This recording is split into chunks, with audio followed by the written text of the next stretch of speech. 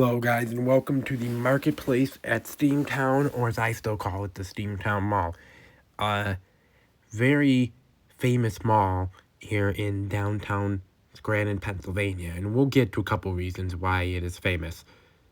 But this mall is really a downtown gem. It's a unique looking place. It's a very small little tight-knit mall, but I really do like it. The only part I don't like is the Bontown becoming this hospital thing, but to be fair, it's not the mall's fault that the whole company went under, and it's hard to find out in department stores anymore, but the rest of the mall still looks very, very vintage and very, very nice. Now, this mall's idea started in the mid-1980s as the keystone of downtown Scranton's revitalization after many of the factories closed. You guys know Scranton's like an old steam town, and a lot of the factories struggled, when they started to struggle with steel. But this project was not completed officially till 1993, and this was nationally televised on CNN and attended by then Pennsylvania Governor Robert P. Casey Sr., who was really instrumental, and you guys will see in a clip that he has a plaque dedicated to him for this mall. So, now, this was built on a former rail yard in the late 70s. That's what it used to be. Now, this mall's shape is basically a long, narrow strip that goes between the two anchors, which is Boscov's, and this hospital, which is former Bontown.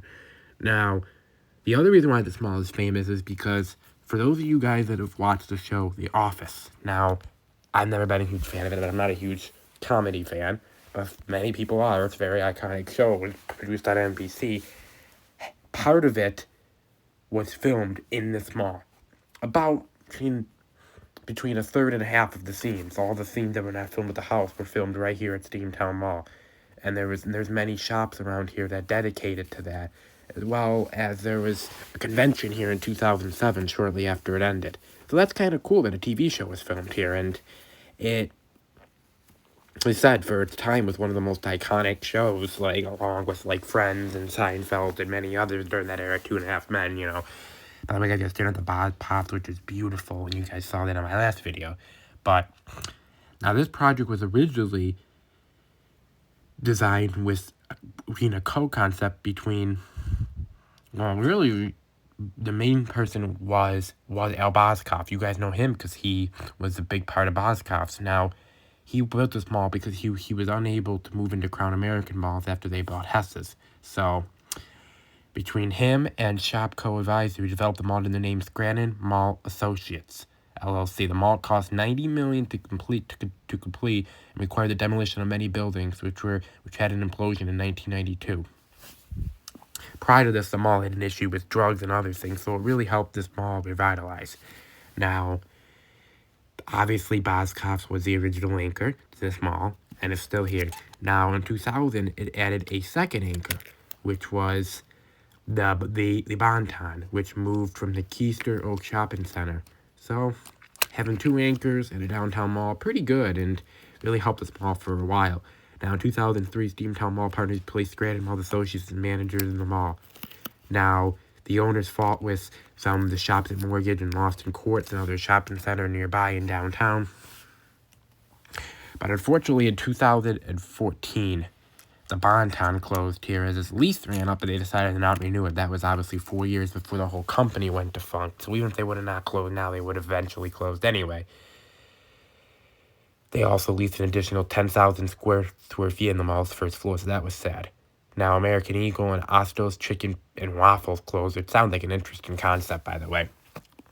Placement store was shown to potentially go into the Bonton space, but initially there was nothing, according to Al Boscov. After the foreclosure agreement with this mall, which was in 2014, Ascleon TV, Cinnabon and Carvel, and Steamtown Pub and Grill also closed. And then they had a sheriff's sale that led to Express in 2014. Now, Jones Lang LaSalle managed the mall from 2012 to 2014. But that later led to part of the parking garage being demolished due to unsafe reasons. Now, that didn't really hurt the overall parking lot, as Boscov still, had a big part of it, so. But Boscov did help fix it in 2014, which helped this mall, hang around. Now, Abercrombie and Finch and Hollister also closed. Unfortunately, 2014 was a rough year for the mall. Many of its national chains left and inside the mall, and obviously the big one being Bonton, you know. And we really continued 2015 as Lids and Nathan's Hot Dogs, and the mall, if you consider, due to the low customers, shutting down its parking service, but it later decided to rescind that and kept its parking service, which is great. Now, FYE also closed in 2015, so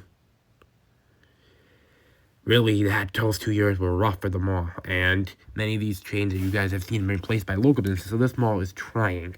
Now, according to El Bosco at the time, many stores left under the terms of their lease due to the mall only having the one anchor. So Bonton leaving gave them an excuse for this mall to leave. Now, the reason why this mall struggled with foreclosure is because there are many competing malls in the area, such as the massive Viewmont Mall and the shops at Mortgage. So unfortunately, you know, it really hurt it. So, and at one point during that foreclosure process, El Bosco talked about buying this mall. That was his plan, and we buy it outright. But